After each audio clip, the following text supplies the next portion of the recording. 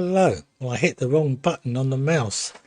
So, as I was, so this was supposed to be a genuine sort of slowly in, and before I knew where I was, we were going live. But anyway, good to make it. I wasn't sure I was going to make it this week because hay fever's been exceedingly bad. But today things have cooled off here in the UK a little bit, and not feeling too bad. Not bad at all. The eyes have been somewhat itchy and running.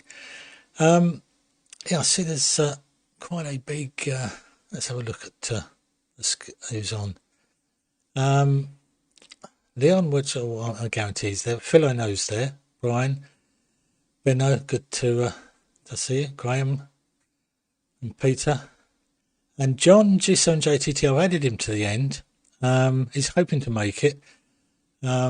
He will be a slightly smaller signal than he normally is, or has been. He blew up his driver, so he will be change his parameters accordingly to get the best signal he can get through. So you may have to fiddle a little bit with John, but we'll see. He was not bad the other day when I saw him, but he's hoping to get back in time. But we'll bring him in at the end, and he should hopefully be there. Let's go back to the camera. I've not been up to a great deal. Been playing with my SRT repeater and streaming basically, because the Zoe box that I had, as I think I mentioned last week, stopped working, and we were using a laptop to do the streaming side. The Zoe box having a lot of pressure on the suppliers, which was those that produce it, didn't want to take it back, but they've now agreed to take it back, so it will be going back to them on Monday. But I'm using instead the laptop, which get a picture, shall we? And a little bit of software that I found that was a plug-in for OBS, effectively, that gave you multiple streams. So that's my OBS, and that's so I run the main stream started, and you can add new streams in the side. I've got a BATC one added and a YouTube added, so when I'm actually streaming to the my SRT repeater, I can add in multiple streams and do it, and works exceedingly well. There's just a few shots, and the software itself, he says, come on, right, that's it. Multiple RTMB outputs. It's written by a Japanese guy, but if you follow it down, there's an exe to install it. Installs ever so easily. It comes up in English, and just seems to work. So that's what I would recommend at the moment. Anybody that wants to. And the streaming side, since I've gone over to the laptop, is just so much smoother. And the SRT repeater, which uses the logic that just simulates. If we click on that one, which is this little logic box here, which just simulates the remote control to control the quad box. This works an absolute treat now, using the laptop to do the necessary. I was having lots of problems using the Zoe box. The Zoe box was slow to react, and if you're trying to monitor things in VRC, etc., it was struggling. But I found other bits of software that did do, but that is working absolutely a dream. Anyway, Leon will be now waking up again. Hopefully this week I've got a bit more audio. I'd put these big meters on there, so I made sure that I had audio, and they covered up. They were sort of looking at the level from the microphone, and they hid the level in OBS. So I had OBS level down, but my meters looked as though everything was at peace with the world, which is why I couldn't understand. And I was half asleep last week, no change to this week either. And the VK boys, just to remind you, their net is on Tuesdays. It's plus 10 UTC, which works out, I think, about 11 o'clock in the UK. And that is streamed. That's worth looking at. There was the building of a, I was going to say an igloo, but it wasn't. It was for his camera, or telescope, shall we say. Very impressive. Very worth looking at last week's, if you're interested in the astronomy side of things. Quite amazing. Really impressed. Anyway, on that note, I'm going to pass it over to Leon, who hopefully is there, and we'll try and do better this week. Only one thing wrong, which was when we hit the mouse and went straight into things.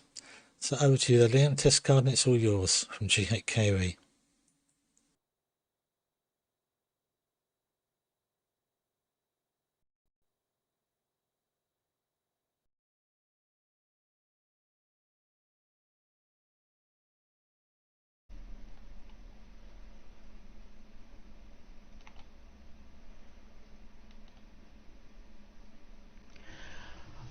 Okay, G8KOE and the group, as it is one Mike saying good morning, good afternoon and good evening. Hello to everybody from Worcester, and not in America like the courier company says in China. They can't find my address. They say it's in in America. Oh my word. Anyway, okay, Martin, perfect, fantastic audio and absolute perfect picture. So everything is 100% on your side now. Okay, firstly, Gary phoned me about an hour or two ago. Yeah, they're still battling with his computer, but he thinks they're making progress. They've swapped the power supply for a 1-point-something kilowatt one, because the guy reckoned that maybe it's suffering a bit of low power. And he's also replaced the drive. So yeah, they must still do some tests and things now, but he reckons that it should be soon now. Okay, that's Gary. Then I've finally finished my racks in my new storeroom. I didn't even bother to, come on, cell phone. There's just a little bit of they're 6 levels high, so there's 6 racks in a section.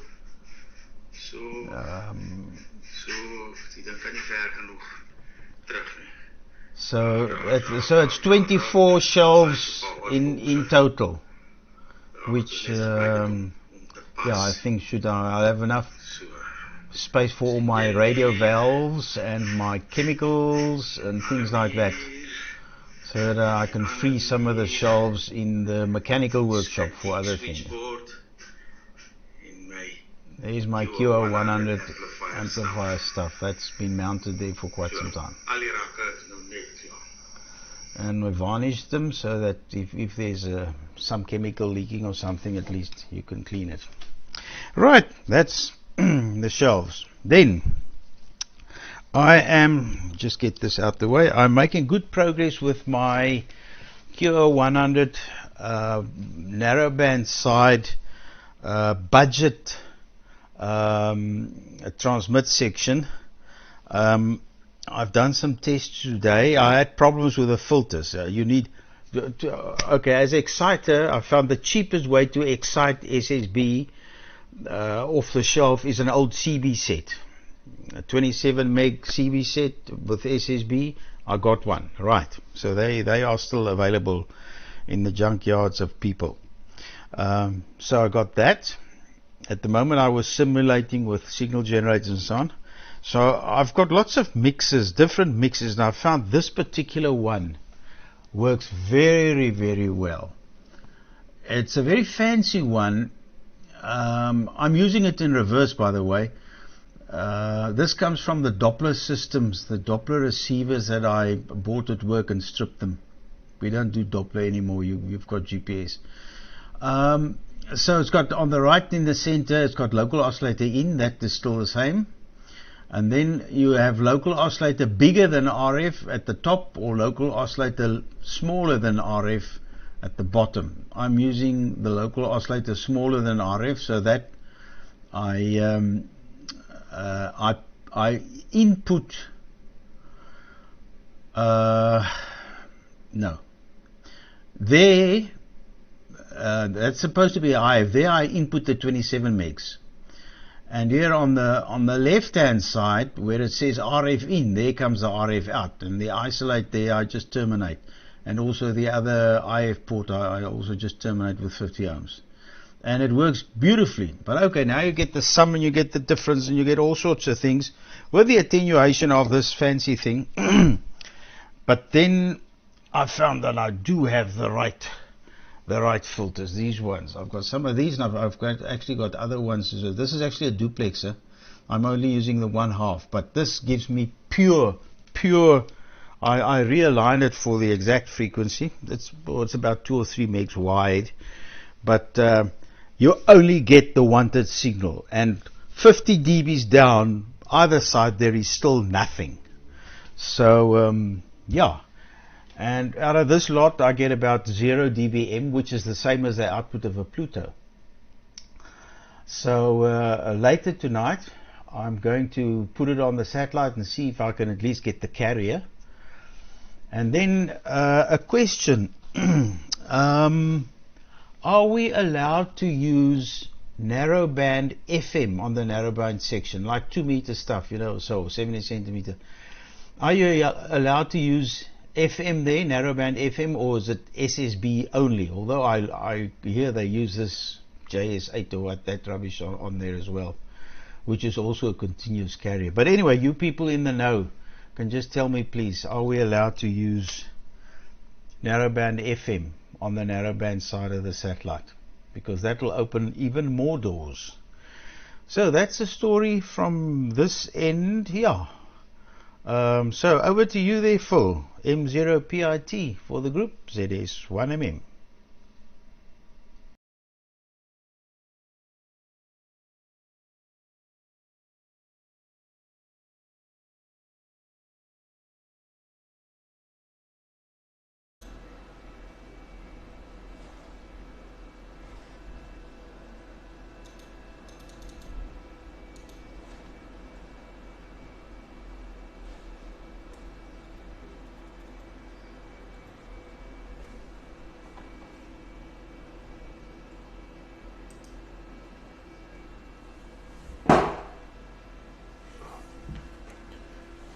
Hey, good afternoon, evening, morning, wherever you are. While it's fresh in my mind, Leon, I can't answer your question. I don't honestly know, but I don't think you can. But I could be wrong. I can hear a bit of a buzz. Well, that's my fans. Must be my fans because there's no audio on. Anyhow, that's. Thanks, Martin. Where's the fan coming from? It's in a different place to where it normally is. Maybe because it's so hot everywhere. I'll have to investigate. Yeah, narrowband. I don't know. I don't even know. It must be documented somewhere, Leon, but I personally don't know. What's that? Oh, you've got the fire on. Yeah, I know. I've got the fire on. Got to keep the screen warm. What have I been up to apart from suffering like Martin with hay fever? I haven't suffered like this since I was a teenager. My eyes are really bad. They're really bunged up. This morning, because the temperature has dropped, it actually rained last night up here. And I went out for a walk this morning thinking that I won't be suffering with hay fever. It was lovely, cold considering. But now I came back, my eyes really are bunged up, hence I'm just blinking all the time. But anyhow, that's enough woes with me. What have I been up to? Well, I mentioned last week that, I showed you last week, that I'm going to change from an Arduino that controls my PA, etc. Put a bit more power up. Just drop in a bit. PA is getting warm. Yeah, and I'm going to go on to the controller, which is this beast here. There you go. That's this beast here. Comes in a nice case, and that's the board. That's better. Get a closer look at it.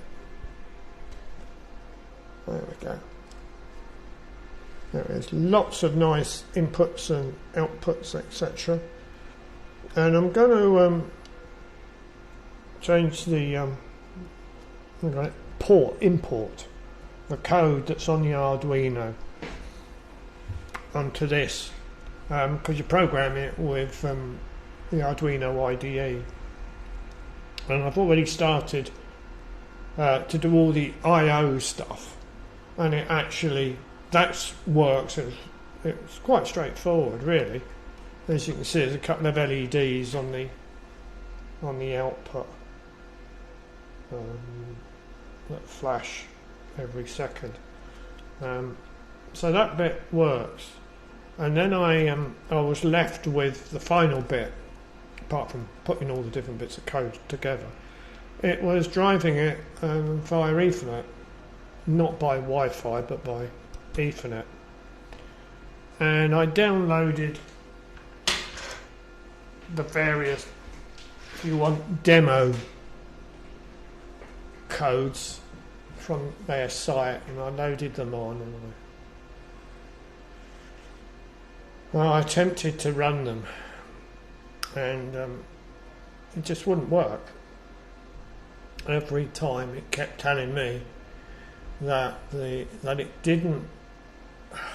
The processor in it is an ESP32, and the programmer, the IDE, kept telling me that the software what I'm compiling is built for an ESP32. Well, IDE was configured, and this was about, I'm not even trying to download it, I'm just trying to compile it.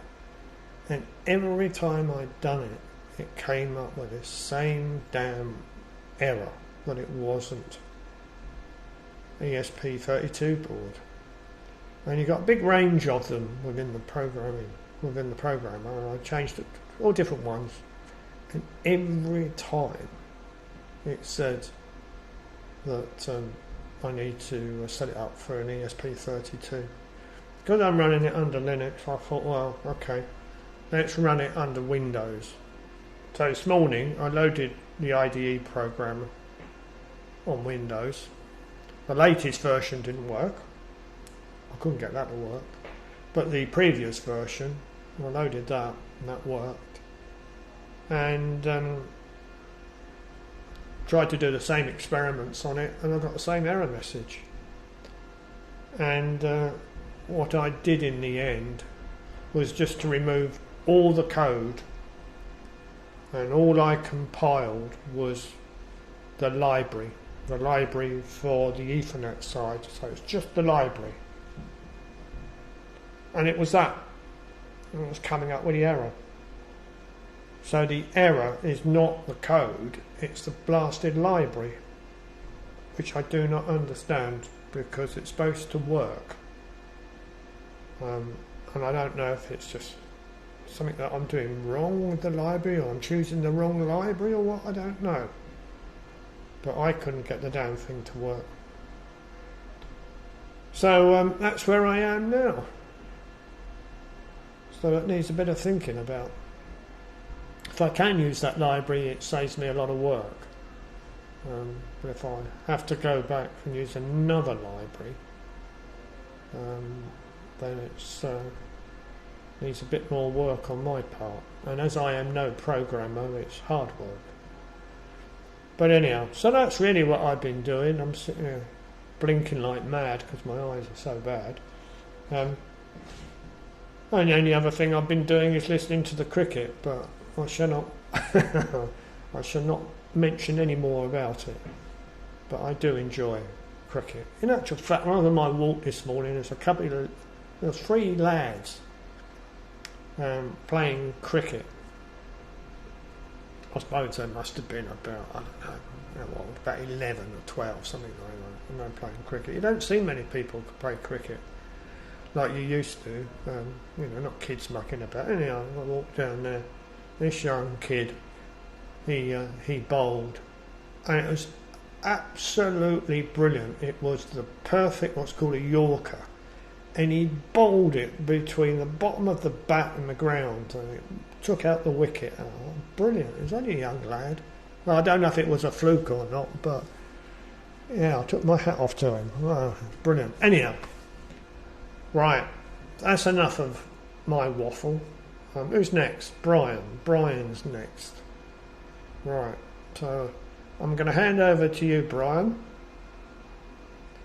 It's a message from David. Okay, no FM transmissions. Yeah, I thought that was the case, but I wasn't sure. But anyhow, right, so I'm going to hand over to you then, Brian. So I'm going to put up the test card. Test card. Shall I put up my wobbly test card? If I can find it. There we go. Just like the old analogue days.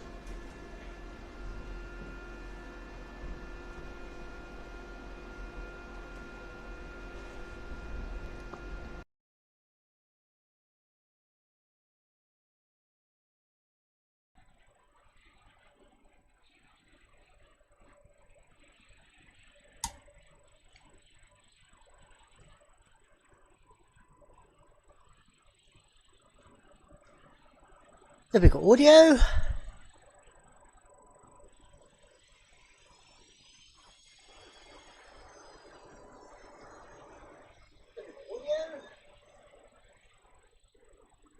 Yeah, let's shut that up. Right. What I've been up to, a few things. And I'll let out some magic smoke on a device. I'll talk about that in a minute. Not sure if I've done this. This is before and after crashing it. Flies getting well now. Quite good.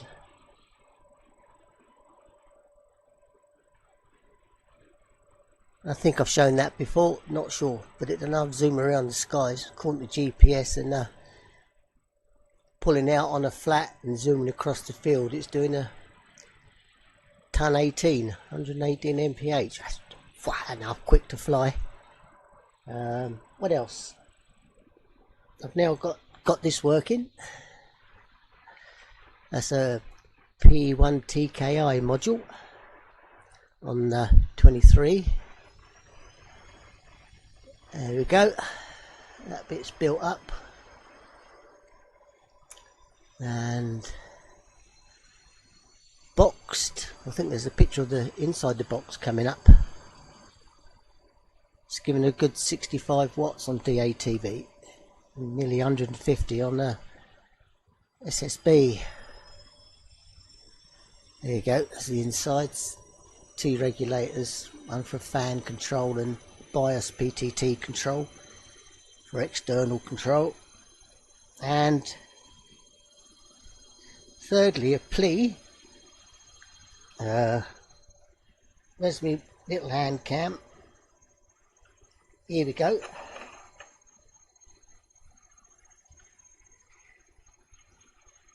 Anybody's got any of these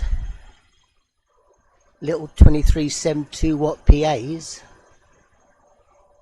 Keep my hand still.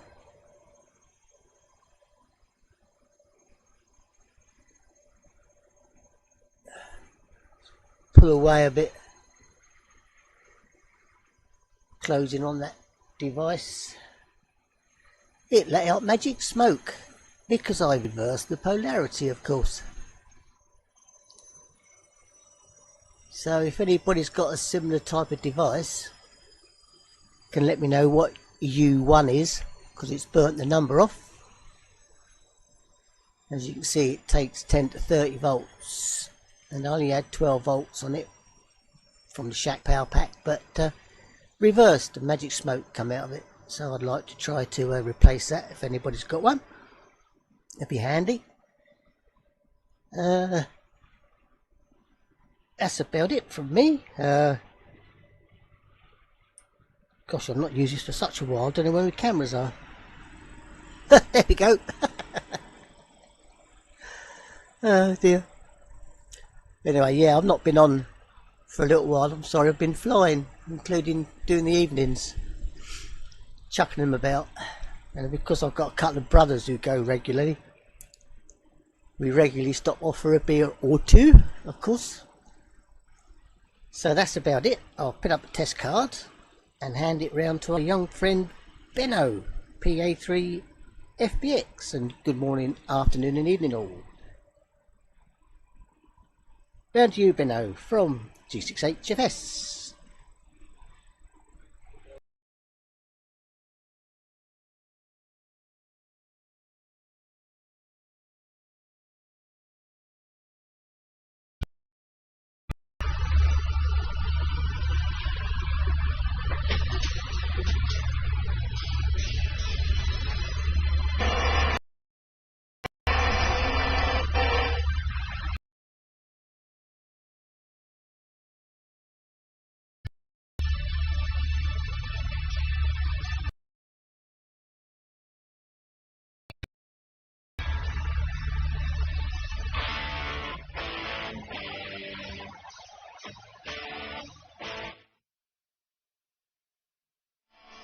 And I wasn't prepared.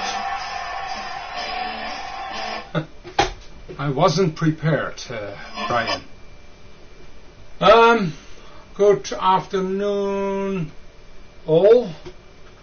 Let's see if this works. If I now have only a little bit audio. Yes, apparently it should work. Let's quickly check myself. Only a little bit. Yeah.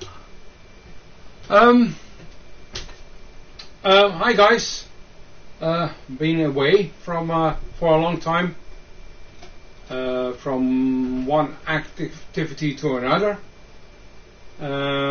Did some campsite activities, but also Father's Day and all kinds of other activities, which prevented me by to be on the net. And today I found out that my signal is pretty low, so I am back to third. I have no clue why. Probably one of the connections or some antenna peripheral problems. I have no clue. Anyway, being on the air, it should work now. Well, Martin, thanks for leading the net. Leon, yeah, you got the idea. No FM. Actually, I did investigate this same path maybe 3 years ago, and I got a nice discussion when we tried to create a back channel of DATV, and I said, well, obviously no FM signals on the narrow band, but why not on the wide band?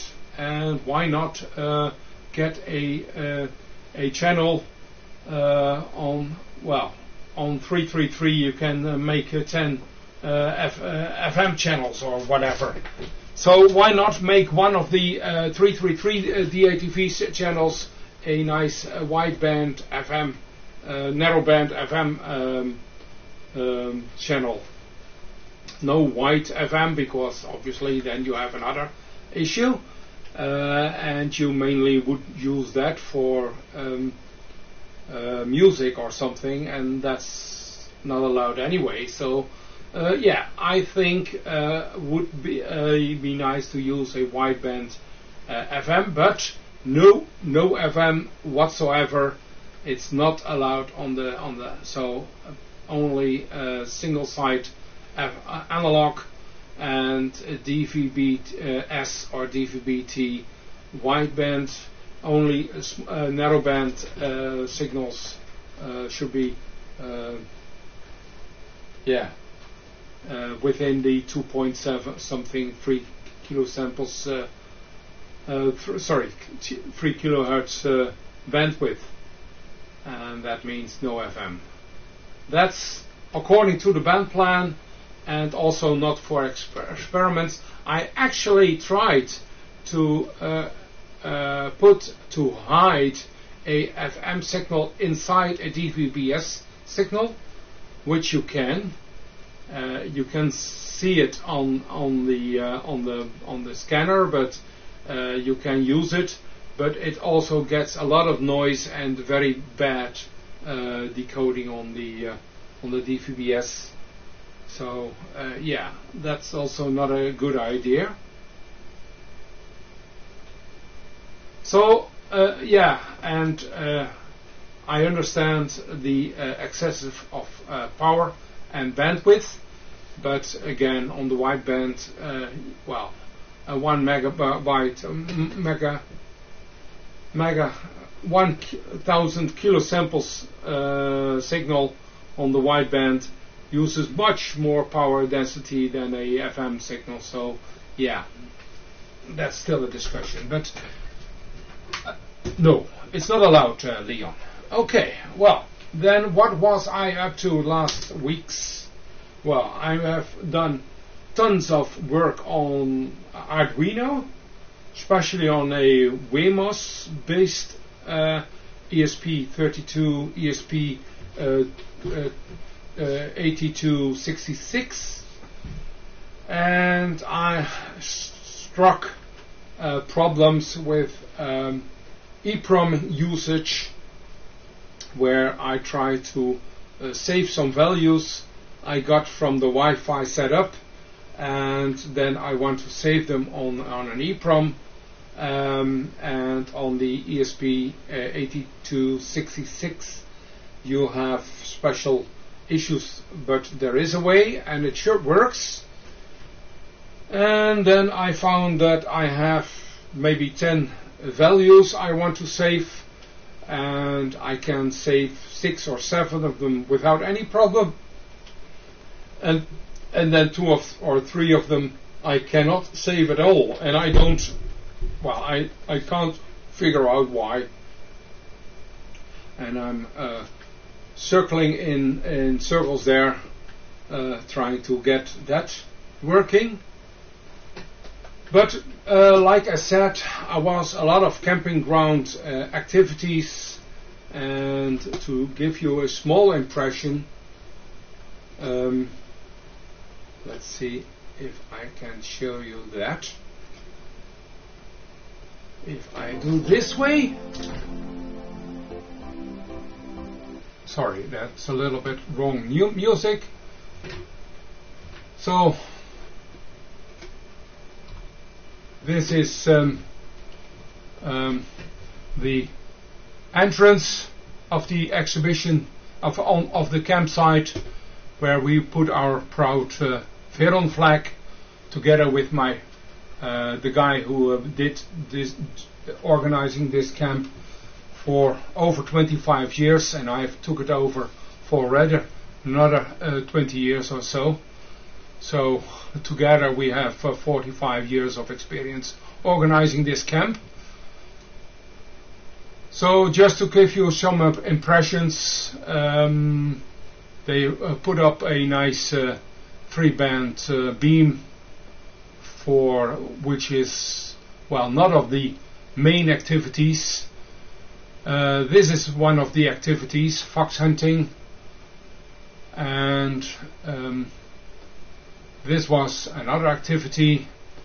We have actually a bear fox hunting where you have to finish up a beer to get first fox, and then 2 beers for the next fox and 3 beers for the next fox, and so on.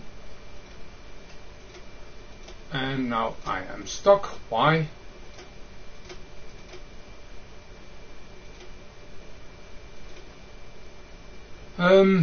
So some other impressions. I actually put on a Q100 sight, narrowband and wideband. I have spoken with some 20-30 contacts in between all sites. I actually tried to get contact with the Jersey expedition from the Belgium guys, which were also active on DATV, and we have seen each other, but not in the same time. So that's about it. And I can show you more pictures.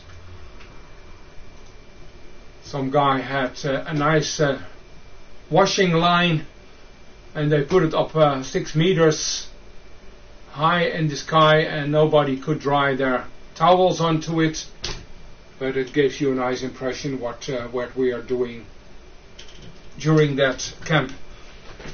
It was nice. It was wet during the Pentecost weekend in the Netherlands, and at the moment we have over 30 degrees outside, so yeah, strange things happening. Okay, passing it back to myself, and then I am going to pass it on. Let's see if I can see if I have any comments.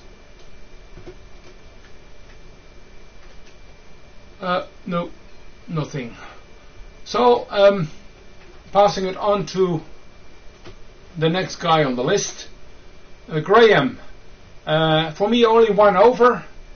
I am melting away in my shack at the moment, and I think that's just enough for today.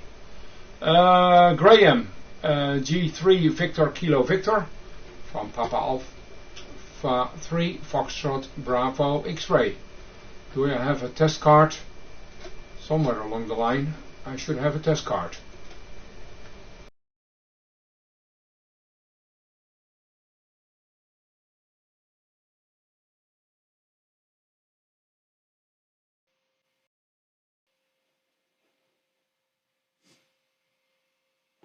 Right. Should have some audio if I'm lucky. The screen went completely black just now. I thought I was going to lose everything. But let's turn the sound down. Suddenly all iconized at the bottom of the screen. I thought, oh no, it's all crashed. But, right, I can hear myself now. I better find the right screen. There, I think. Right, afternoon to everybody, evening, what it might be, wherever you are, or morning even to some people. And a few comments, interesting things. A lot of people having things not working. So that's all part of the game, isn't it? It's 38 degrees out in the conservatory where my PA was the other day, and I tried powering up the unit, and current rapidly rose, so I turned it off very quickly. It just didn't like it, so I had to. I haven't been able to switch it on for 4 days because it's just in the wrong place and gets too hot. Oh dear. The voice is going now, so it's dropped down a bit now, so we're all right back to normal power levels. And yeah, your shelves look pretty good there, Leon. Certainly got plenty of room there. Thing is, when you put it on the shelves, will you know where it is? I tried cleaning the roof up here with all the bits up there and could never find anything afterwards for ages. Oh, my voice is going. Never mind, I have to work my way through it. I should be able to just about manage it over, I should think, before it gives in. And they had no FM on the QO100. It's banned out. Ever since it started, I think nobody wanted to put FM on there. And there's a Worcester here, of course, as well, Leon, 20 up the road, 20 miles.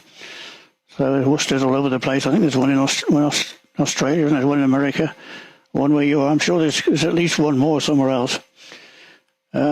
But you'll have to tell Gary not to put such a big NVIDIA card in there if it needs 1.5 kilowatt power supply. Perhaps he's putting the ultimate in there, and it just takes too much power. Sorry, Joe, about the smoke coming out of the amplifier there. I've seen those amplifiers. I don't know anybody who's got one they want to get rid of, but it definitely didn't like the reverse voltages, did it? Yeah, my receive signal's been gradually going down for the last month. I thought, well, I wonder why that is. And I was having trouble receiving some of the stations on SDR televisions. I thought, well, this is ridiculous, the strength I'm getting. So I thought it's either a tree growing up, or which there is one, or it's the dish moved to 1.6 on a very heavy stand, receive only. So I went down with the inclinometer and checked it, and sure enough, the vertical elevation was wrong. So I undid it all just in time for the rain to come yesterday, and got soaking wet. I had a computer down there and a mini tuner, and tapped into the line, and just about going to do the bolts up, and it chucked down with rain, so I got soaking wet, and I got it so it's now above 10 dB on the beacon.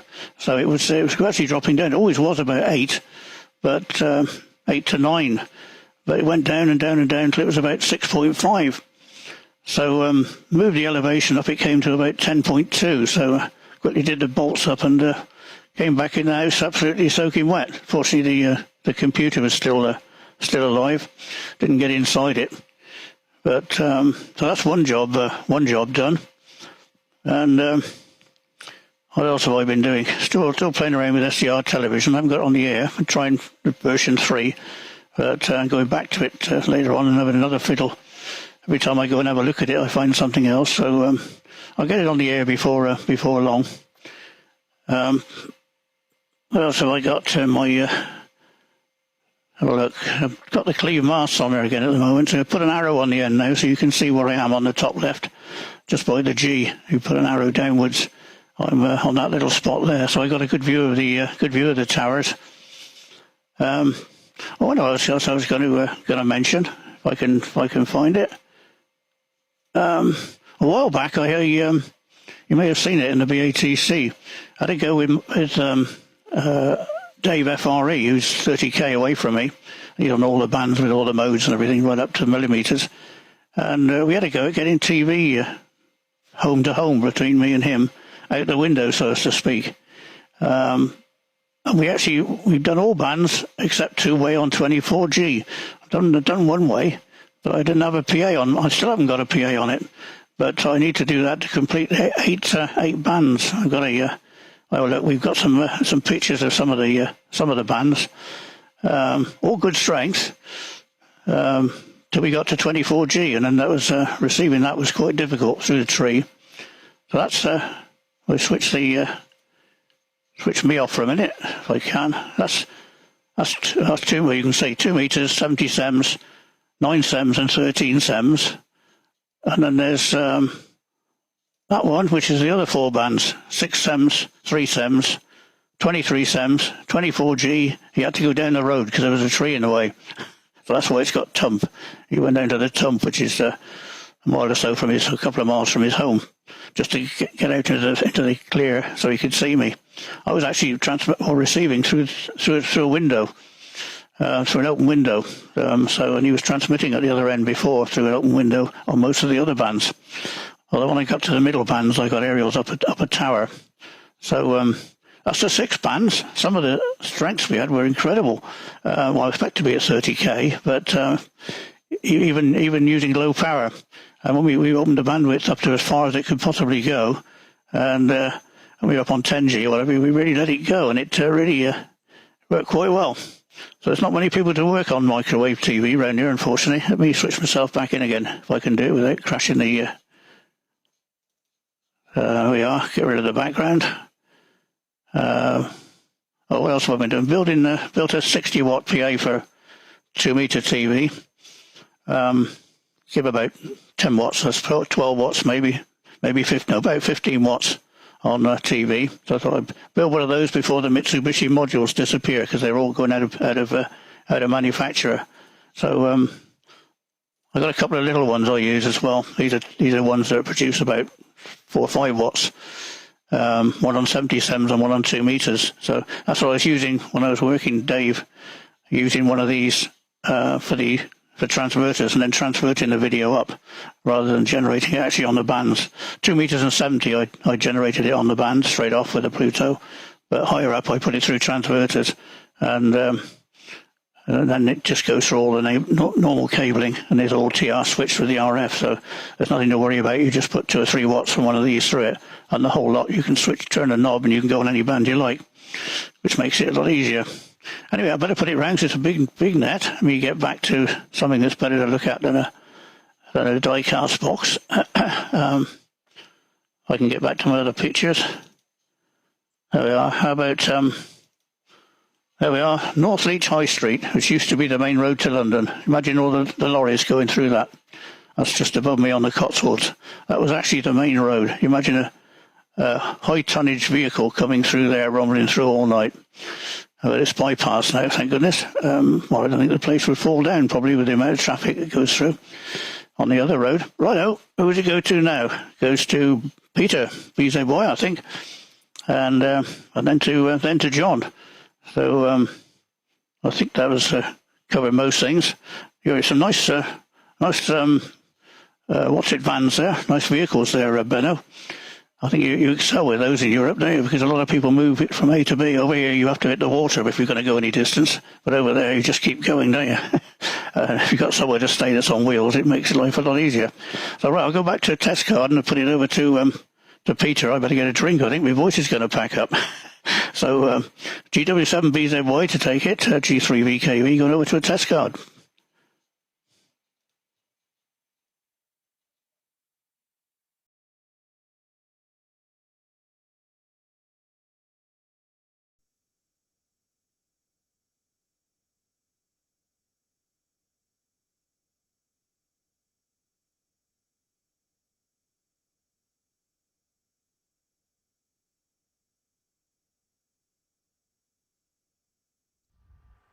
Okay, amazing, that's worked.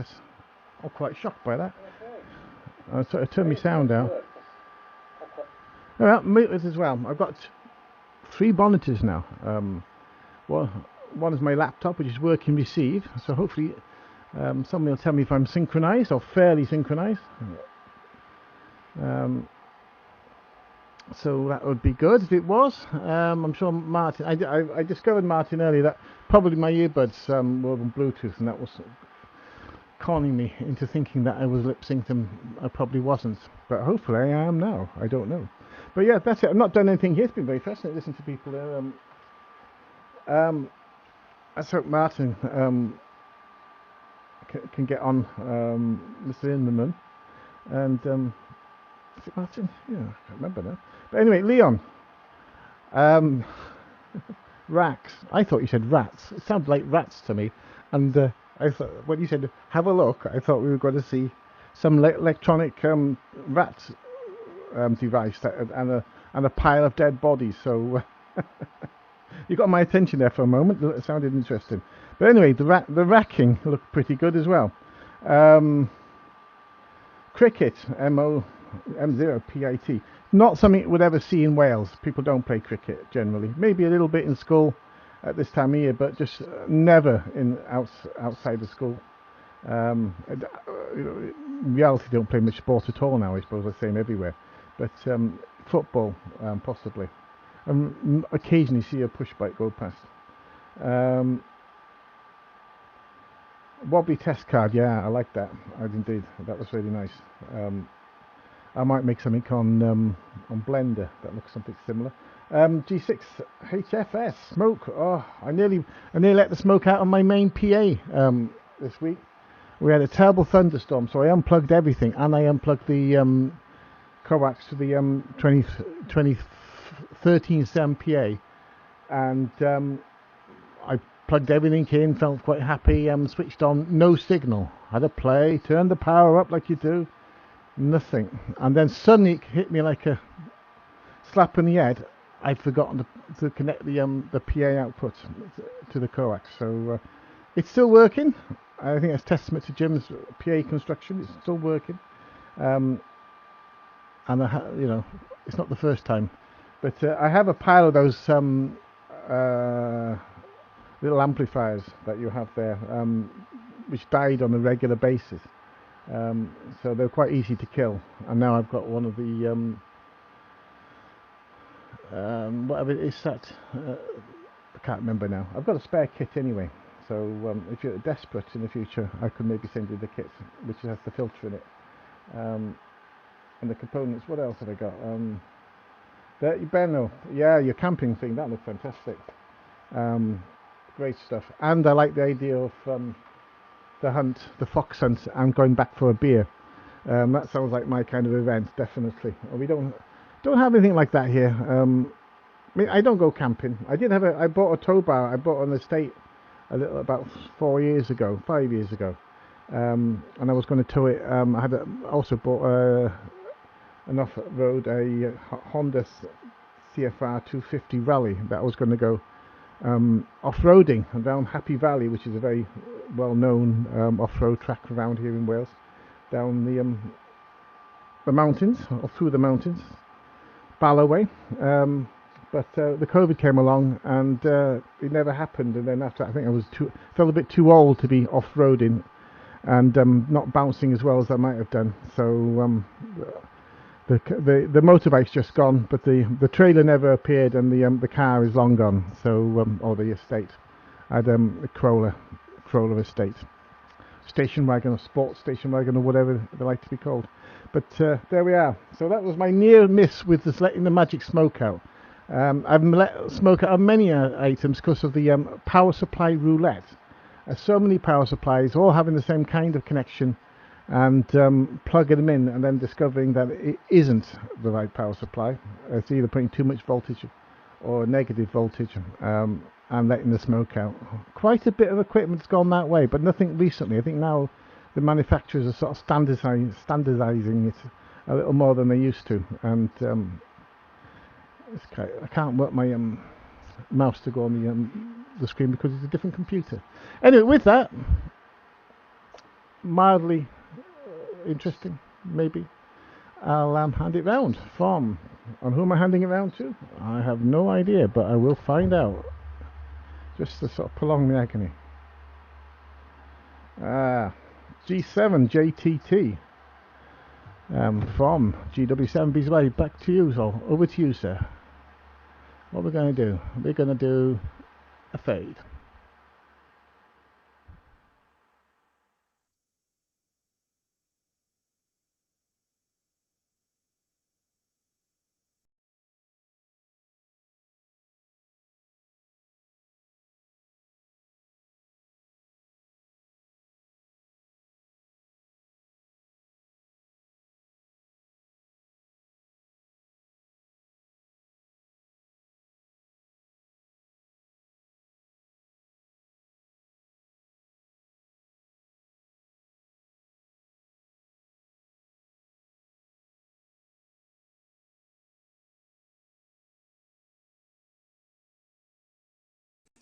If you do make it back, John, give us a call on Talkback, and I'll bring you in. Or maybe he was struggling to get a signal and I came in too quickly there. And your sound sync there, Peter, I'm not going to mention it. I'll leave it to Leon because he's an expert and I don't know what I'm talking about.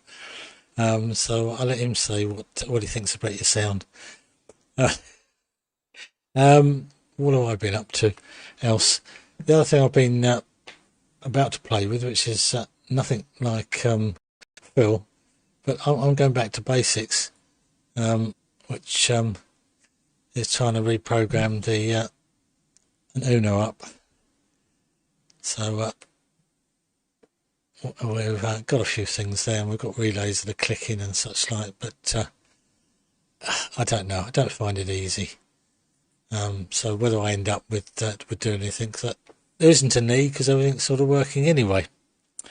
And Benno, if you're still there, your camping stroke that event you organised, absolutely brilliant. And yeah, I like the idea of a pint, and then What do you mean they don't drink and do anything else in Wales? There, my son was at Lampeter University, and they used to have a three-legged race through the village, and they used to have to stop off at each pub and have a pint. Well, the guy my son was couldn't keep up with it, so my son was drinking 2 pints at each pub. Anyway, he was chairman, I think he was secretary of the rugby club there. So they do play other things other than football. Anyway, I don't have a lot more to add, so I'm going to throw it on to Leon, who it amazes me all those bits of hardware you pull out the cupboard. I do miss, because I've moved so many times, I've got rid of all those sort of bits and pieces, and I keep thinking back, so I used to have bits of waveguide and all sorts of stuff for 10 gigs and such like, and I don't have any of it anymore. So it stops me having the temptation. There isn't anybody around here to work anyway, and I'm not going to go out portable. And we've got rid of the car now, so that puts the mockers on that. I don't think going on the bus is going to work out well with a large dish. And I'm running DATV Red at the moment. I've gone to that, which gives me more flexibility on doing things. I did have some problems with the computer locking up, which Simon suggested it could be temperature. I'm monitoring the temperature at the moment. It says the CPU's at 58 degrees. So I'm running a little program called Specky at the moment, which looks at all the 15 cores there. And if they're green, I think it means they're not too bad.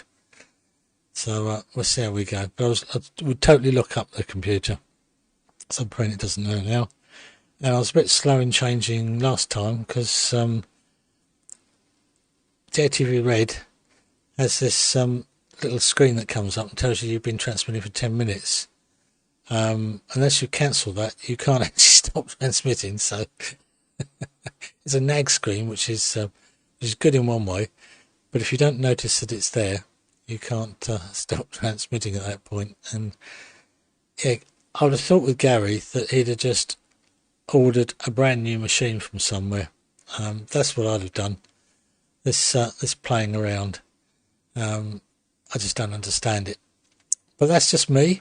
I'd have lost interest, which I did do with the Dell machine I've got when I was having problems. They supplied me with a new one which worked. If it hadn't done, I'd have just gone and got another one. It's just lose the will to live sometimes with some of these things. Right, it's a long waffle from me. Good net. Yeah, the planes were interesting there. Couldn't do that. I was never any good at building model planes. It's I don't know. I just got too I don't know. All I remember is having the plane with the little I can't think what the little pellets you put in and you set fire to them and they shot off like a rocket. But that was when I lived at Lancing in Sussex. Right, just waffling about nothing. That's no good. And before I forget, yeah, Rob VK3IE. I've not heard anything from him for a while. He used to send me pictures every day, pictures of the cat, etc. and that. So what's happened to all the pictures there, Rob? Have I offended all these? I wonder. I should get some. If I haven't offended, then he'll send me some. No, I must make contact with him. But yeah, hope it's all okay with you there, Rob.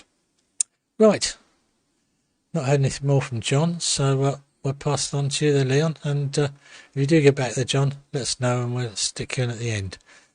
Z1 Mike to take it. G8KOE.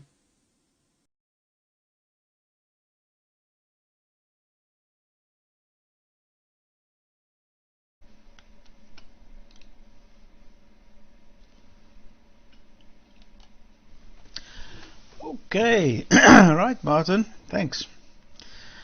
48 KOE in the group, ZS1MM on my final over.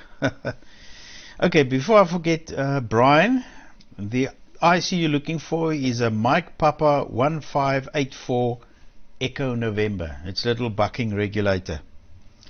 Mike Papa 1584 Echo November. Right, Martin. Yeah, the Jetex motors, the Jetex little jet engines, use those little tablets. I actually have some of them here.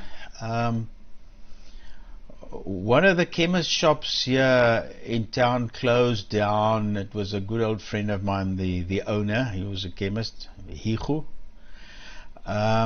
And he retired, and he said no, he's going to close down the shop. And he gave me a lot of stuff, a lot of chemicals and stuff, and also 2 brand new Jetex motors with the little tins with the tablets and the fuses and stuff in there. I've never put one in a plane, but I have run them, and I've actually made my own tablets for it as well. I play with model rocketry and so on, and there was one recipe that looked very similar, and I manufactured some of that and cast it in the same size tablets and stuff, and yeah, it works perfectly. Okay, right, Gary, we've done the FM. Everybody says no FM. Okay, the only reason for the FM is then you don't have to lock so exact. I mean, if you're off by 2 to 20 hertz or something on SSB, it irritates me. But if you're off by 20 hertz on FM, it doesn't matter. And I mean, gee whiz, if you're running 2.5 kc deviation, it's not much. The real narrowband FM like the guys do nowadays. But anyway, if that's the rule, then we just do it in SSB. Okay, Phil, yeah, I don't have any notes for you.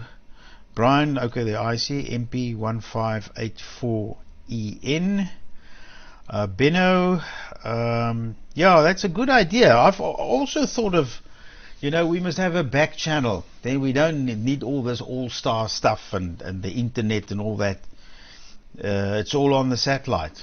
Reserve one little channel there somewhere for a talkback channel. That would be nice.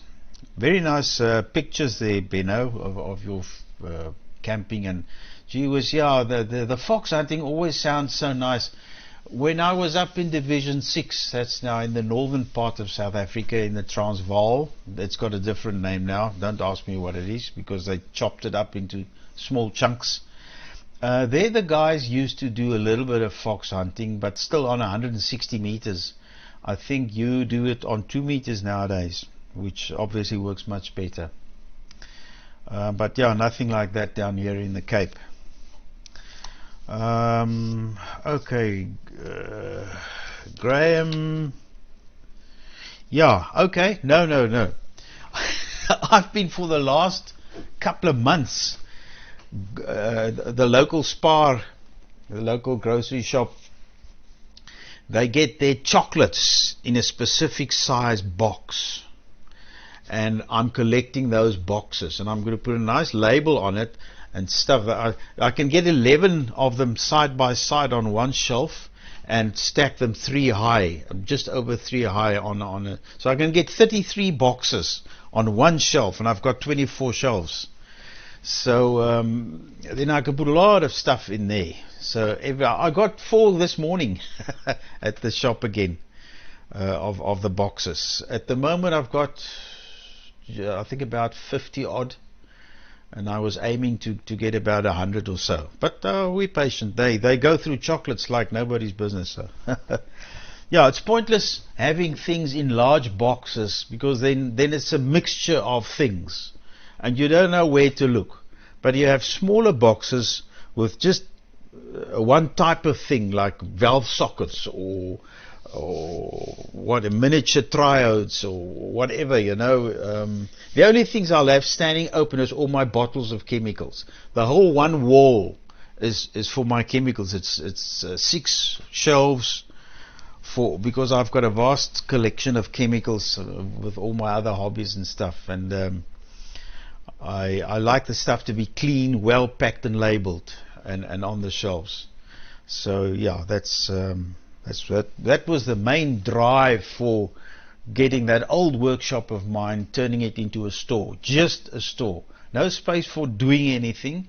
You walk in there, get what you want, whether it's chemicals or electronic spares or whatever, and you go to the workshop and use it there, or to the lab, or wherever, whatever thing you want to do. Okay, that's that. So that's, yeah, Peter, yeah, you came on today without a hitch, hey? Everything worked. You had audio and and a picture and no falling out or anything. That's amazing. You did well there. Although your audio is not as crisp as it normally is. It's a little bit woolly, like you are a little bit off mic. So yeah, and John didn't come up. Right, that's it from me. I want to carry on with the narrowband stuff. I'll do some experiments later, but I need the dish for that, so I'm going to switch off the TV side for now. So Phil, over to you. M0PIT for the group from ZS1 Mike, but I'll still be watching.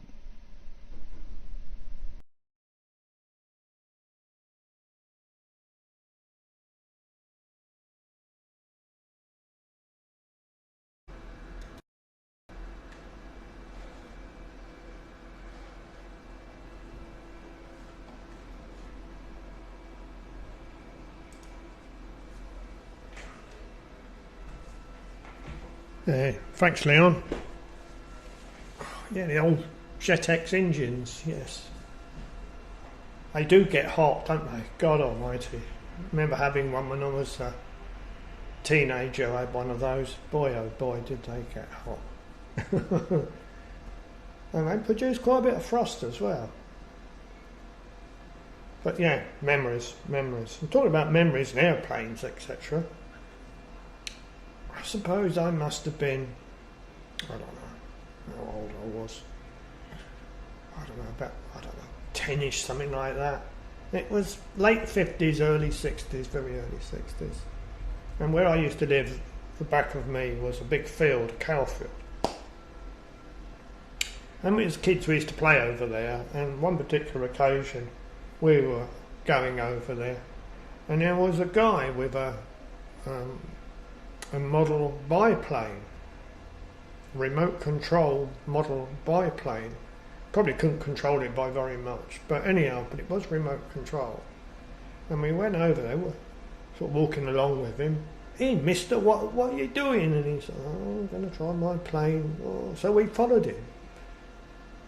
So it got, I don't know how far away, about a mile away from houses. And he tried to start this biplane. Took him hours, not hours, but it took him ages to actually get it working. And the whole thing was like that. And he picked up his hand, and he, like that, and it went vertical virtually, and it went up. You could hardly see it. And I can't remember what happened. I don't know if he was trying to control it or what. Such a long time ago. But all I know is that it decided to do 180 degrees and it was vertical again. And it was heading to the ground. And it hit probably about, I don't know, about 25 metres from where we were standing. And as we walked over there with this chap, we thought, oh, blimey, what's he going to say? It was in bits. And he picked all these bits up and all these other bits and pieces, and he walked off, and the last thing he said to us, well, he said, that was the best flight ever. Straight down. Oh dear, memories, yeah. Oh, yeah. Brian, yeah, I sent you that chip number. Also, there's that link has got a fag packet design of one of those boards. I mean, I've got 3 boards here. There's 2 different types, but there's probably more than 2 types. It's the same board basically, and they change the components depending upon the makeup of the board, and that also applies to that buck chip, because they change the values on that to change the voltage, etc. But yeah, I mean, these are quite good. I mean, I'm using 2 of them as I speak. I've got one up here, sort of like a buffer driver, that connects onto the ports down, and that goes over God knows how many meters of coax LM400, and it goes out and it ends up in my little wooden hut in the garden. And there's another one of those out there, and then it goes into a Wi-Fi amp, and then it goes into the big PA. Just basically it keeps all the gain down, but the output transistor or FET on the ones that I use get diabolically hot, really do get hot. But they seem to survive, but in the past I have blown them up on more than one occasion. This is just the output stage, and I do have some replacement MOSFETs. I've only got a few left actually. It shows you how many times I've blown them up, but I haven't lost one for quite a time actually. Must be over a year. Yeah, they're a good little lamp. Well, I think so anyhow. They're overrated for what they say they are, but they're only cheap. And I say I'm using 2 of them in the line now. Right, so that's that. I don't think I have much else to say actually, other than my eyes are bad. I shall stay on the satellite until everybody's had their over, or their second over, or what. And then I should probably go and think about getting myself something to eat. Oh yeah, well I remember, Leon. SSB on the satellite. You're going to be using SDR console. There's a feature within SDR console that I think probably everybody uses, and that is you can lock SDR console to the beacon, so it locks onto the beacon. So if your Pluto or whatever drifts out, because it's all locked to the beacon, it will compensate. SDR console will compensate for that drift. So you may not have to worry too much about the drift if you use that feature. Anyhow, that's enough for me. I probably won't be around next weekend because I'm going down to see my son. I'm supposed to have gone last weekend and this weekend, but his girlfriend is still suffering with the tail end of a cold, so we postponed it. But it looks like I should be going down next week. Right then guys, well have a good week, and I hope hay fever doesn't bite you like it has done with me and Martin. And I shall wish you a good week, and I shall find a test card. I won't put a wobbly test card on, I'll put a normal one on. And I shall kill carrier. And then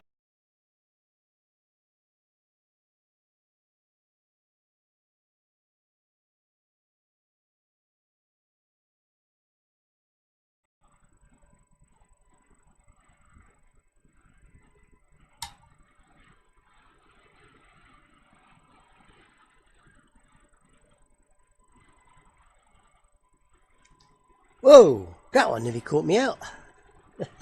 Right, let's find a camera.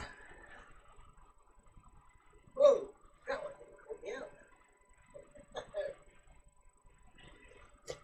I was getting this little PCB a bit warm to get the chip off.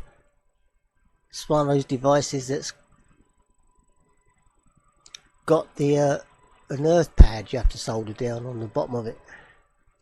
Anyway, it's off now, so I shall look for one. Thanks guys for letting me know what the number is, and hopefully get that back running when the chip turns up. The thing is, though, you can't buy them in ones. You might as well buy 2 or 5. It's cheaper. It's just weird, isn't it? There we go. Yeah, not a lot else to add. Been a good net. The reason why I use that little board is to drive my new PA. And the max input to it is 4 watts. But with the power output of that little board, that's enough to give me to say around 60 watts of DATV, so that's enough. To drive it much more over that, I get horrible shoulders, so I don't want that. I'm 23, try and keep it as clean as possible. So that's all I've got to say, really. Everybody have a good evening and a good week. Hope it cools off. Up here in the shack it's reading 32 at the moment.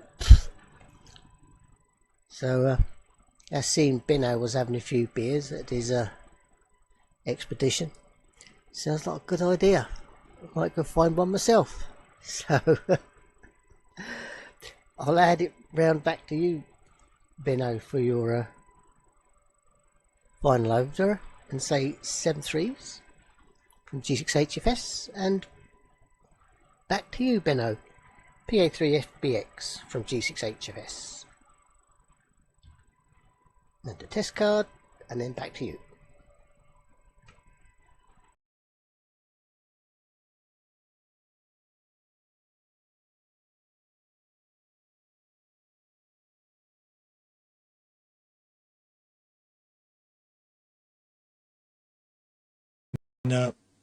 One go.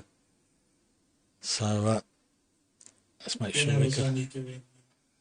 So it's going to be back round to Graham, and just to say, John JTT is back from his taxiing journey. So John will he may struggle a little bit, but give him time to settle down. Over to you there, Graham from G8KOV. Over to you there, Graham.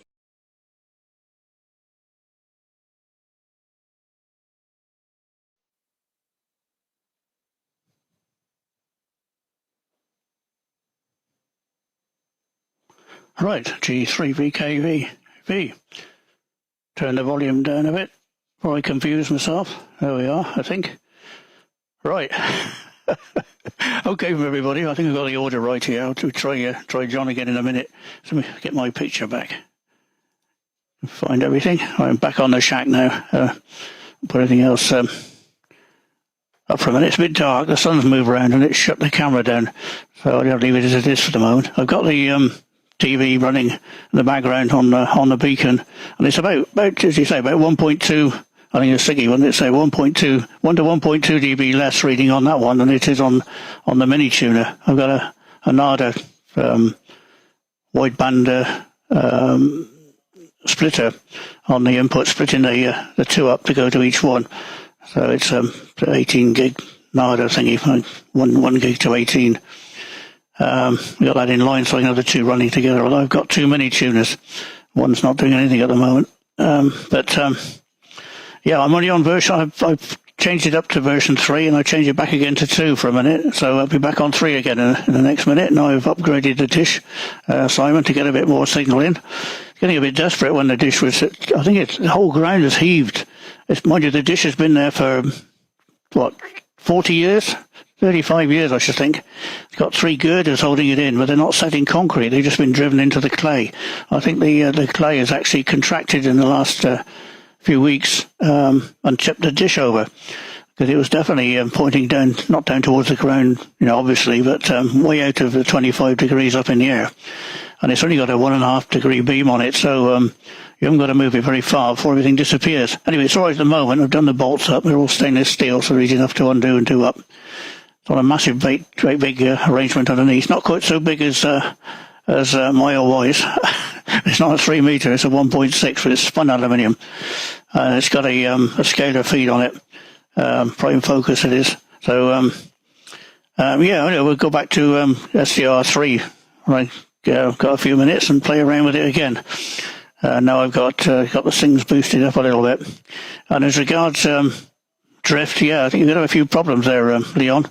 We're keeping it all synced. The only way I could got around it, first of all, I did the Octagon LNB, take the, I think it's a 27 meg crystal, I think it wasn't 25. I stripped that out, did a major operation on it, and put a Leo Bodmar on it. It's a bit expensive way of doing it, but put a Leo Bodmar on it, and I've stretched it so I actually got 1240 as the IF. Just about made it. It's still locked just. So it's on 1240. It comes out, so 750 dish I use on the narrowband. Prime focus again with a potty feed, Octagon in the middle, and then the potty to feed the circular. And I use a homemade transverter up from 2 meters, from 14 meg, 144 megs up to 2.4, which gives about, originally I built it on 2.3, but on 2.4 it only gives about 6 or 7 watts. It gives 10 or 12 on 2.3. And I didn't want to change the final at all on the thing, but change all the driving system to get them to drive up. So that's what I use, and that's locked to a Leo Bodmar as well. And then, of course, I brought the 2 cables into the shack. I thought, well, I'll connect them to a 9700, which I just happened to have on the bench, and use the 1240 as the IF, and the 144 is up. All works fine, but the 9700 actually moves on 1240. The weird thing in it, the reference crystal isn't the one that's in there. It's triple what it is, but it's tripled, and then it's used as a reference. So in fact, any shift you get either from the fans blowing air over the reference system or the drift makes it shift. And if you're on SSB, it's enough to certainly if you're on the digital modes, you wouldn't be able to use it on 1240. You could use it on 2 meters and 70, but it needs every bit of stabilization it could get, so I've stabilized that as well. So all 3 parts are stabilized, so you can leave it running all day now and it'll stay on the same frequency. And it's got one knob to tune it with the up and down lock to it, so it's just like operating on any other band. But the aerial is actually inside the front window. I've got a picture of it here somewhere, I think. If I can find it. Hang on a minute. Let's see if I can find it. It's actually going through the here we are. It's on here, I think. Where is it? Yeah, here we are. It's actually going through the front window. That's the dish with the RF feed, the blue one, and the LNB coming out there. And there's the power feed, and the Leo Bodmar is in the back. But it goes on the back if you want it to. So that's actually beaming through the glass, but it's not metallized glass. It's a 750mm prime focus. You can probably just about see it if I. Works fine. Everything's 9+. So that's the potty feed with the Octagon on the end of it in its box or sawn up, and that's the feed. So got it inside a bit of a flagpole, metal flagpole, and I turn it around 20 degrees to get the skew. But that works fine for narrowband, even though it's going through the window. There's the satellites around the wrong side. Where's the transmitter? I'll find it. There we are. That's the transverter. That's the transverter up from 2 meters, and power supply for it, 12 volts. But there's a Leo Bodmar on the back. You can just see it. So that's what I use. Anyway, let's go back to where we were, and I better put it on round. See if John is around. Let's get back to something other than a piece of equipment. Always leave it parked in the right position. We are back on the Cleve mast. So okay, I'll put it over to John if he's there. I think Simon wants to come back in as well. So I'm not sure. Better get Martin to intervene, I think, and see who's coming on first. But I think it might be John, and then Simon said you come in at the end, I think, if I was reading right on the talkback. We can't read all the talkback. I'll read the talkback afterwards. G3VKV going to test card, and then over to, I think, JTT if he's there, or if you know better there, Martin, to you, and then to JTT or to Simon, whoever's going to be next. G3VKV, your test card.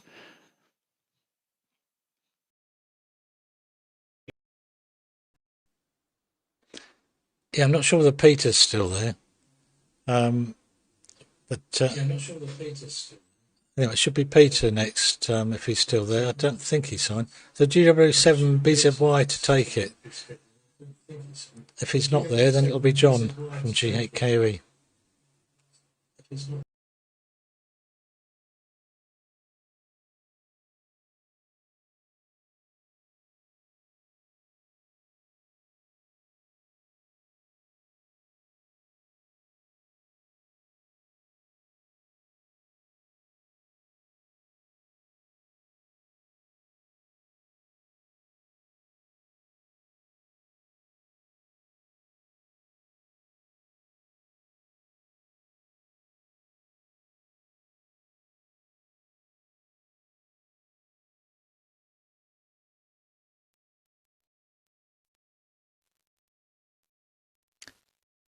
Good afternoon, everybody. Simon here, G4ELI. Just waiting for the audio to come through on receive. Yeah, John, I'll put it over to you after I finished. I decided to come on as neither Peter nor yourself had started transmitting. When I got back from walking the dog and I switched on, I heard Martin KOE talking about computers and things. It's always worth monitoring the CPU temperatures. I do like to keep them cool. You might say whether you're using Intel or AMD. AMD do run hot. One thing about MER levels, there's discussion all around. MER is not a signal level. It's about the quality of the modulation. So you could have a very strong signal poorly modulated. I will check again how I'm measuring that with SDR television. I do believe I'm doing it correctly. The other software could be using discrete, so integer mathematics, that sort of thing. And I myself must get my dish aligned. I'm between 0.5 degree and 1 degree out. And as a result, I'm rather susceptible to QRM from other satellites in the general area. So that is one of my plans over the next week or two with Mike MJW's help.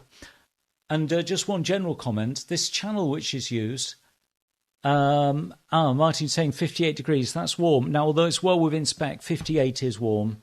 You may say whether using Intel or AMD. If it's Intel, that is hot. I generally, with the motherboard, you can go onto the motherboard and adjust the BIOS so that it gives you, you can set it to the BIOS so that the CPUs do stay cool. I like electronics to run cool. The computer I'm using at the moment is water cooled. You can't beat water cooling unless you're doing something where it's just trundling along. Okay, Martin, yeah, that is hot for Intel. Although it's well within spec, it is hot.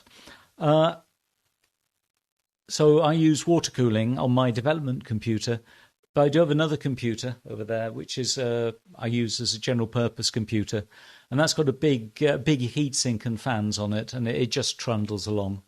So there we go. Enough rabbiting from me. During the week, or at the beginning of the last week, I released Beta 3. There is a known bug. I do plan on fixing that bug before releasing the official version 1. And one thing that's been mentioned, this channel 14, we are on the edge of the wideband transponder. And the MER, the signals are being compromised by the filtering on the wideband transponder. The next channel in that direction, down in frequency, would be better. It won't suffer from this. Or even just going, say, 100, as Mike has suggested, 150 kilohertz in that direction. But we are on the side of the transponder input filtering, and that is going to affect the phase. That is going to be mucking up phase. So depending on how the receiver software is written, it could be more or less susceptible. Anyway, there we go. Enough yapping from me. So I'll pass it over to John, JTT. I apologise again for jumping on top, but I gave a long enough pause. And so over to you. This is All That Remains of G4 ELI.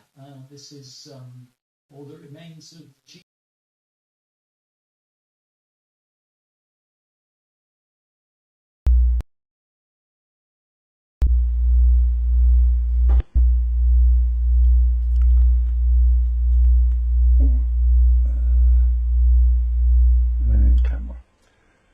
And good afternoon, everybody. Hopefully that's working.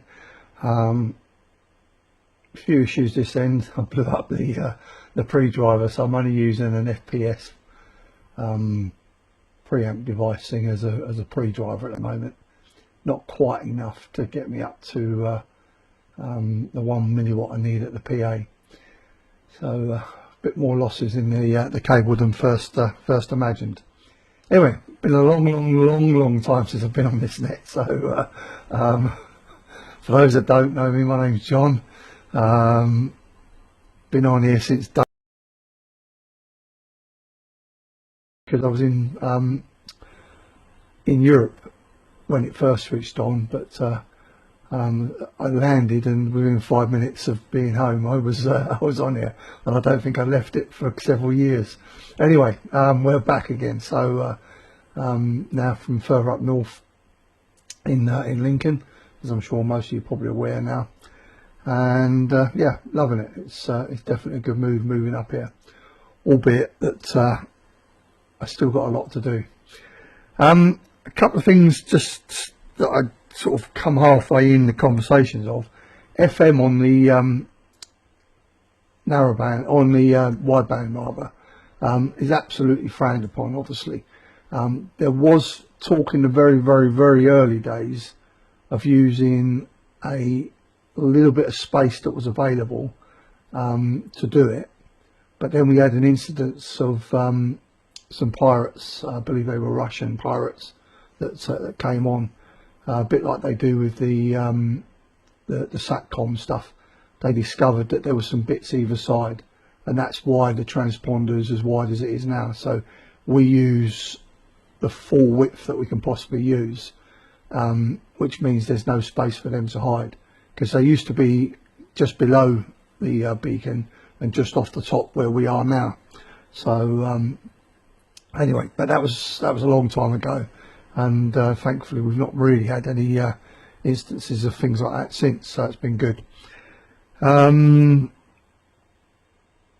Weather, as I'm sure most of Europe knows, the British, we love our weather. We moan about it when it's wet, we moan about it when it's warm, we moan about it when it's everything, but we still haven't had any rain up here. We've had a couple of drops of drizzle, and that's about it. We were in the yellow zone yesterday, and that then moved further north and we never saw none of it. And although the wind's out there now, it's quite strong, it's still quite humid and still well, it's 27 degrees in here, so it's still warm. So, yeah. So as I'm so weak, and I guess everybody's raring to go, I shall put it back round to who was it? Oh, back round to you, Martin, I guess. G8K.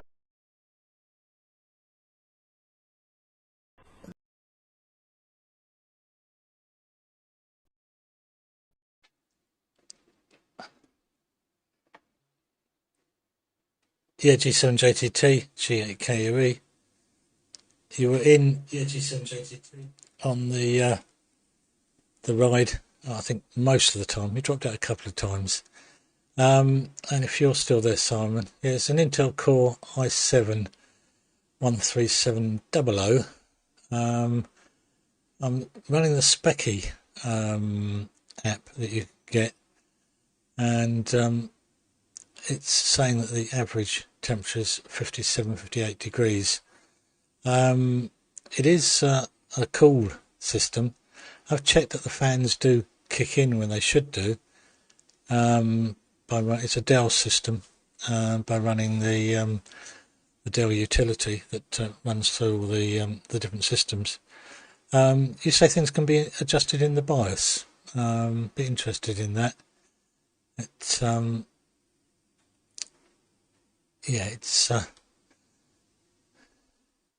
I won't put it up because it's a fairly small app. Frequency wise, if people, I'm happy to move it to the next channel.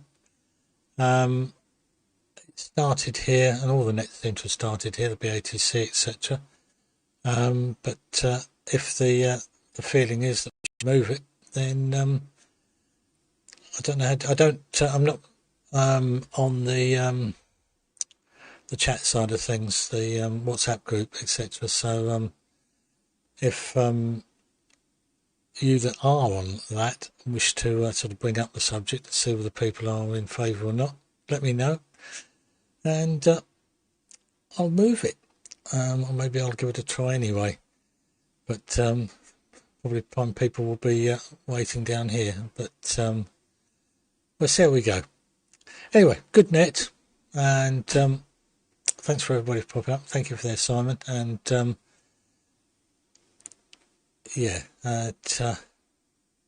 this is looking at the temperature.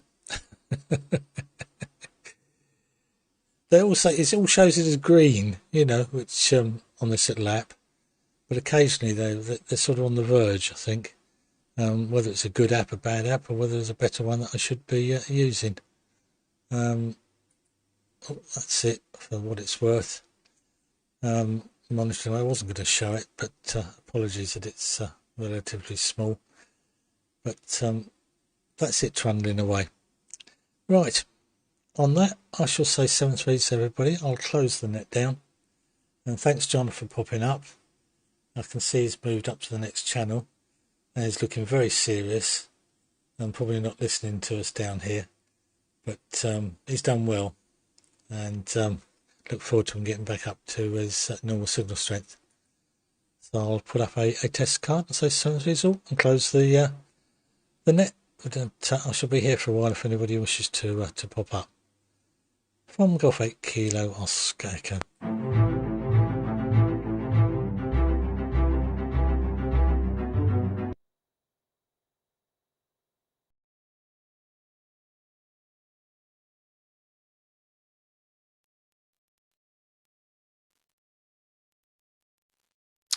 Gone. There we go. Okay, Martin. Just to mute the audio. Right. Just for what it's worth, the maximum operating temperature of your CPU is 100 degrees centigrade. So you may feel that 58 degrees is okay. There are downsides to having things that hot, in that the motherboard around there will be warm. Now, it's designed to run at that, but it's not ideal. When you said it was a Dell, I realised two things. One, it's possibly using the stock Intel cooler, which would explain why the temperature's 58 degrees. They're not very big coolers. And if it's not the stock Intel, it'll be a stock Dell fan. If you're designing a computer, you go to somewhere like Overclockers or Scan or PC Specialist, you can specify how you're going to cool your chip. Just for what it's worth, mine is running here. I'm running actually slightly inferior. It's an i5 13600, and that's running typically at 24 to 25 degrees, and that's with the water cooling. Water cooling does keep it cold, and if you're going to make a gaming machine, whether things are running flat out as they possibly can, then you do go water cooling, and you go water cooling in style. But I think I'm referring back to what was being said maybe on Thursday. I lost the will to live last Thursday, went to watch television. If your computer freezes while you're running a program, it's very, very probably temperature related. So have a look in the Dell BIOS, look for options. if Dell's BIOS is vaguely anything like others, it'll be in the advanced, and you can specify fan profiles. You can specify whether you want it to run silent, balanced, or extreme, that sort of thing. But my computer is in the room through the wall there, so I don't hear it, and I can't even see it.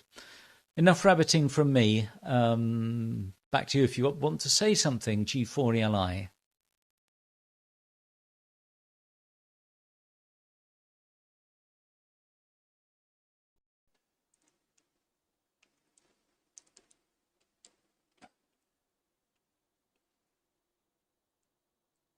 Yeah, G4ELI, G8KOE. Well, it's got a Dell cooling system in it. It came with it with all the pipes, etc. And the fan, when you run the Dell utility, goes into overdrive mode. But I've never had it go into overdrive mode. So whether it's the way in which things are being triggered, run the support sys, that's what it's called. I couldn't remember what it was called, which runs through all the testing supposedly of the different things. And as it runs through, the fans kick in and rev up to quite a rate. But I've never had this one kick in and do that. So whether it has a fault in that respect, that's I wasn't sure. It's I'm running at the moment. I'm running DATV Red. I'm running OBS. I'm running OpenTuner software, and obviously the browser and bits and pieces and things and that. It's I don't know. We shall see. But my knowledge is not really up to your standard. So maybe I should look at the BIOS. I had sort of on various other ones that the paste tends to go dodgy certainly on the laptops that they use, and doesn't remove the heat quite as well. Needs replacing every so. So I don't know whether that's. But I would have thought the fans would have kicked in, but if it was related temperature-wise. So not knowing exactly where the temperature's measured as such. Although as this utility is actually seeing the temperature, then yeah. I'm talking a load of rubbish, I think. Apologies. G8KOE.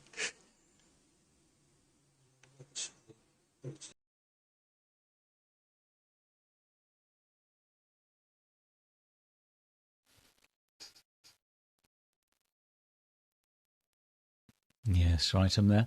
Okay, I'm just looking at something here on my system, and you just bear with me.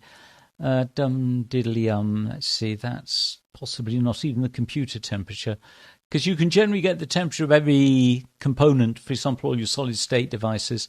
I'm just closing Windows at the moment on this utility I'm using for reading it.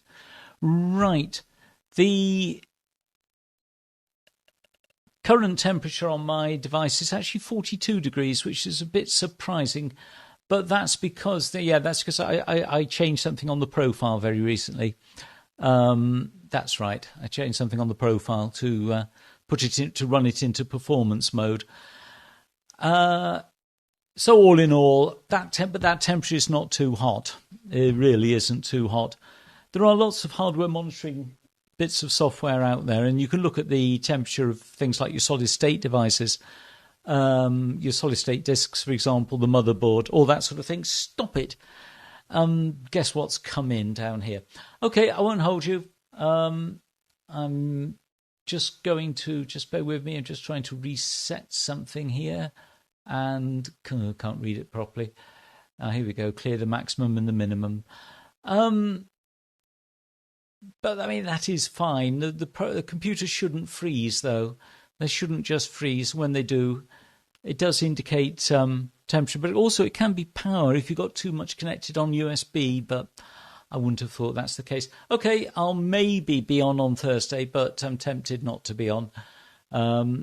I start getting tired in the evening, and if there's too many people on talking for too long about things I don't find desperately interesting, my eyes glaze over. So I pulled out after the first round last Thursday. But if I'm back from dog walking this time next week, I'll see you again. G4ELI. Dog walking this time next week, I'll see you again. G4ELI.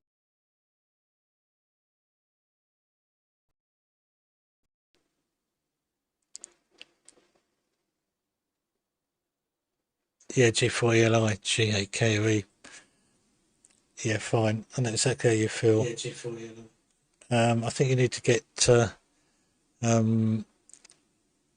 I'll get Martin to put you on first if you like. That's usually a good bet. It's I know exactly what you mean. I don't usually join the Thursday net, mainly because it's a repeat of certain things that, I'm not doing enough to actually talk about very much. But with it locking up, initially I thought it was because I'd put SDR television on. We always blame the last thing you put on, but then I went through logical attempts of running all sorts of things and combinations of stuff, and that one, I think it was the one morning or whatever, it locked up twice, but then after that it hasn't locked up since. And I wasn't sure whether when I first put the computer on, Windows tends to like doing a virus sort of scan and various other things in the background, whether that puts a big load on things, and then if I wait until that's done, it's sort of, anyway, you want to go, don't blame me, it's too hot. Today's the first day that I actually found I've been a bit awake, but hopefully see you next week. And if you want to come on first or you want to come on last, just pop up and say. Centuries.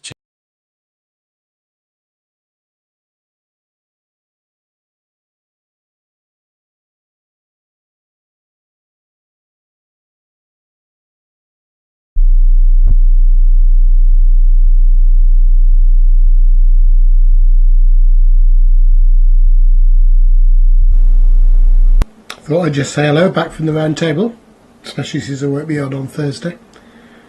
Round table was very good, by the way, the microwave round table that is. And interesting discussions sometimes. But I think we should go back to the 3-minute rule for the first round on Thursdays. That would be better and be quick. Rather than because if there's 10 or so people on, it's an hour before it's someone's go, which is not great. But anyway, never mind that. I hope everyone's had a good weekend, and I'll come on. Well, maybe next Sunday actually, so I should be back. But the next thing is Friedrichshafen. Yeah, John, you missed Not Well, I'm afraid. But the good news is there were not a huge number of really nice bargains that you would have liked. Well, that's not strictly true, but I won't upset you. But Dave won the prize for the best constructed piece of equipment, and it was a good set of talks as well. So that was nice. Right, okay. I'm going to go off now, I think, and get something to drink because it is rather hot in here. Dave, yes, GHGKQ. Dave Simon. He entered his Spectrum Analyzer stroke 24 gigahertz do everything device that he's been building, and it's very nice indeed. Okay, G0MJW. I don't understand that comment, Simon.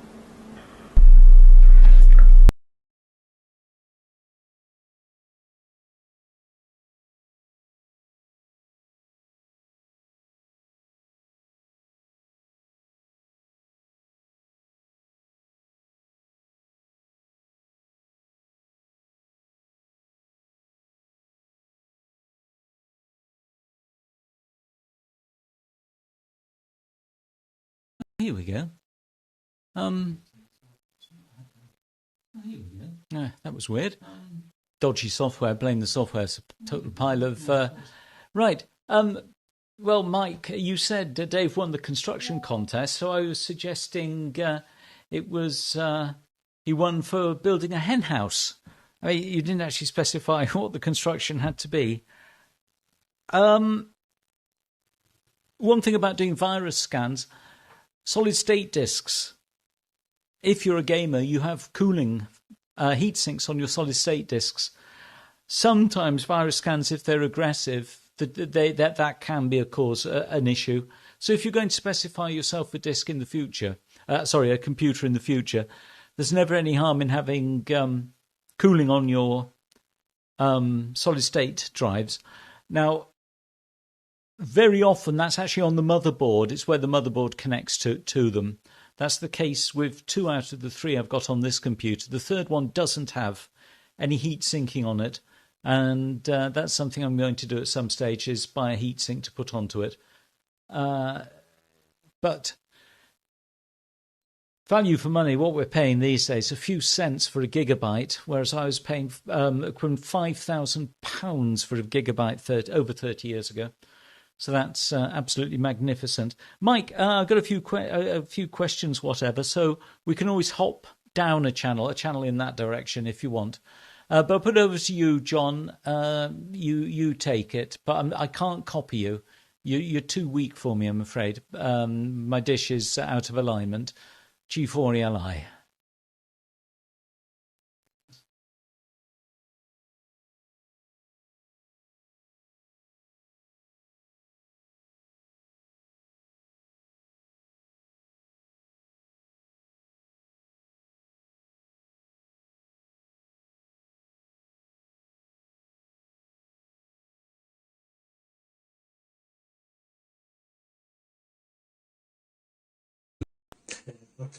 Because I was coming in quickly. So, the 3-minute rule I was going to say, sounds like a good idea. Because I must admit, I look at the order sometimes of the various stations and think, oh no. So maybe one should build the next project is a clock. One thing I was going to sort of ask, but I won't. I will sort of mention it. I noticed in the SDR television, there's a means of setting an offset on your LNB as such to bring it onto frequency, and I wasn't quite sure what the best way was to do that. I needed an idiot sheet really, and the computer. I had a Dell which gave me nothing but problems, and I spent ages arguing with them, and I had the engineer around here I don't know how many times, and in the end they gave me this one, which was a brand new one, as a replacement. So I said thank you very much. So I didn't spec it as such, but the other one was 4 years old, I think it was 3 to 4 years old. I had it under warranty, and this one isn't under warranty at all. So if I ever need another one, then maybe I will spec things up. Anyway, and I think I'm gonna stop waffling. I'll leave you the channel, and you can chat to Mike. Have a bit of a sensible conversation. Sounds reasonable. G8KOE.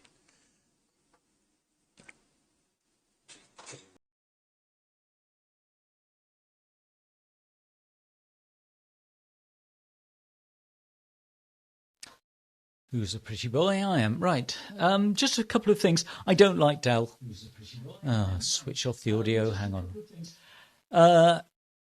I've never really liked Dell. Much. They do develop their stuff to a budget. Scan, we have some extremely good computer shops, operations in the UK, extremely good. Scan, overclockers, PC specialist, they're huge. Any one of these companies, their turnover each one of them vastly exceeds the turnover of all the amateur radio side of life. And I buy my computers from Scan. Nothing against the others whatsoever. And it's a good way to go because they generally cater for gamers, but they don't build down. Very, very happy indeed. Indeed you do. There is one thing you can, if you go on the internet and look for programs, maybe in one of these Dell utilities you've got, there are programs which will stress test your computer. They'll run all the cores at 100%, and you'll hear the fans coming on full tilt, and you should get feedback, and it'll tell you, ooh, we're having to drop the clock frequency, that sort of thing. And similarly, there are programs which will thrash your solid-state drives. That's the sort of thing a company like Scan or Overclockers will run on a computer when they've built it to make sure they've got it done correctly. One Dell I bought, I've still got it in the attic up there, must be about 1998. It's two CPUs in it, a power something or other. It's got two 200 megahertz CPUs in it, and the clowns hadn't put a heatsink on one of the CPUs. Goodness me. But okay, it was 1998. It was built in Switzerland, and at the time it was all very, very new indeed. And they didn't have the quality control they do now. So for computers, nothing wrong with Dell laptops, by the way. They seem to be very good. And Dell Office machines. But if you're going to get something where you really want a bit of grunt, I'd go to Scan or Overclockers. Right, I'm waiting for Mike. He's going to come up on this channel. Enough of a rant. There we go.